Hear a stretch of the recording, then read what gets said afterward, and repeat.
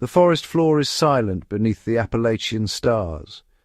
I stand within a circle of mossy stones, ancient fire rings, not for celebration, but for survival.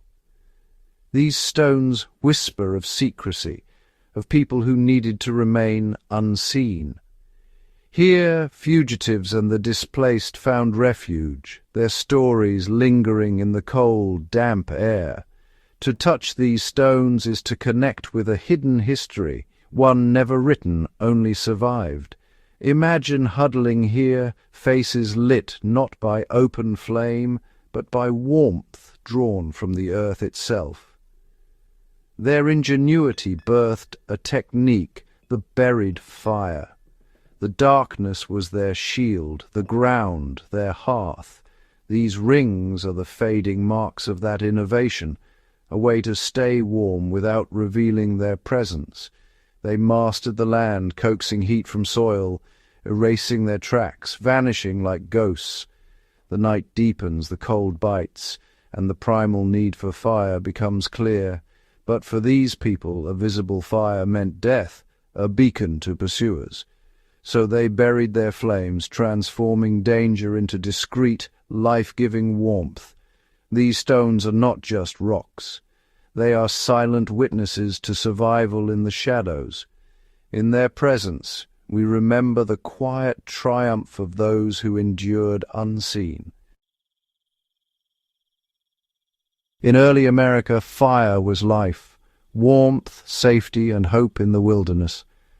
But for the hunted, fugitive slaves, displaced indigenous people, refugees, fire was also a deadly risk. A campfire's light or smoke could betray a hidden camp to enemies miles away.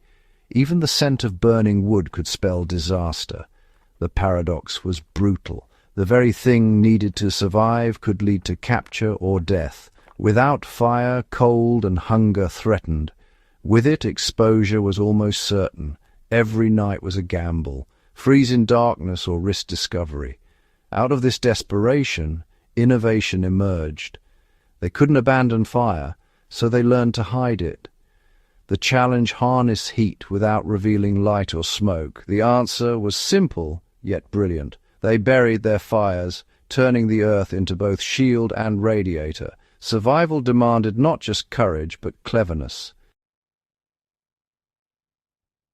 The buried fire, known as the Dakota Fire Pit, is a marvel of survival engineering.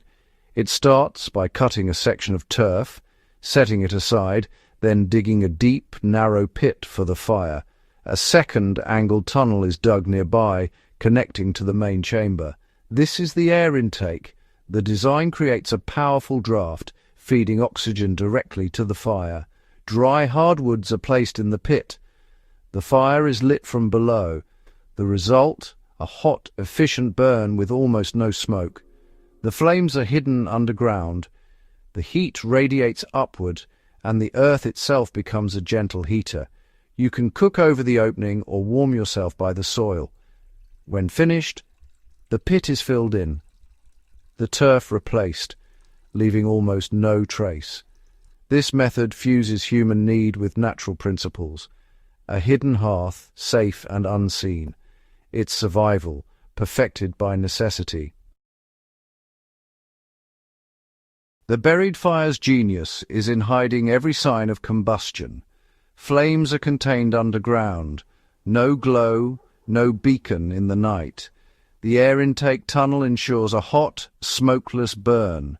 What little smoke is made hugs the ground and vanishes. Dry hardwoods further reduce smoke and scent, making detection nearly impossible. Even the classic campfire smell is muted, absorbed by soil and leaves. When the fire is out, the pit is refilled and camouflaged, leaving almost no evidence. This was survival through invisibility, a silent act of defiance. The buried fire was just one of many hidden survival techniques. Ingenious methods like the zeer pot, a clay cooler, and camouflaged root cellars kept food fresh and hidden. Small, disguised pits stored foraged foods, while tallow lamps provided faint, smokeless light. These skills relied on deep knowledge of nature, thermodynamics, evaporation, decomposition. They weren't about conquering the land, but blending into it. Passed down quietly, these techniques were the currency of survival. For those who lived in the margins, ingenuity was life itself. As the frontier faded, so did the need for buried fires. Modern conveniences replaced these secretive skills, and much knowledge was lost. But today, bushcraft enthusiasts and survivalists are reviving these forgotten arts. Through experimentation, they've proven the buried fire's effectiveness. Low smoke, little light, no trace. Rediscovering these methods honors the resilience of those who first used them. Ancient techniques still rival modern gear in stealth and efficiency. The revival is more than nostalgia. It's a lesson in resourcefulness. The buried fire's legacy endures, teaching us to adapt and survive.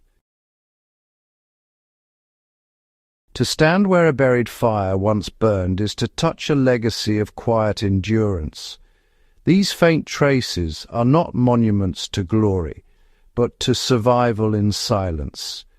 The buried fire reminds us that history's greatest innovations often come from desperation, not comfort. Its lessons go beyond survival. They teach respect for the land and the power of observation.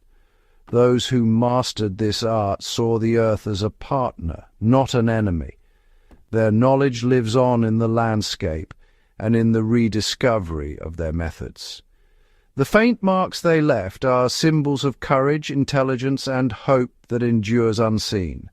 The fire may be gone, but its warmth and its lessons still radiate beneath the surface.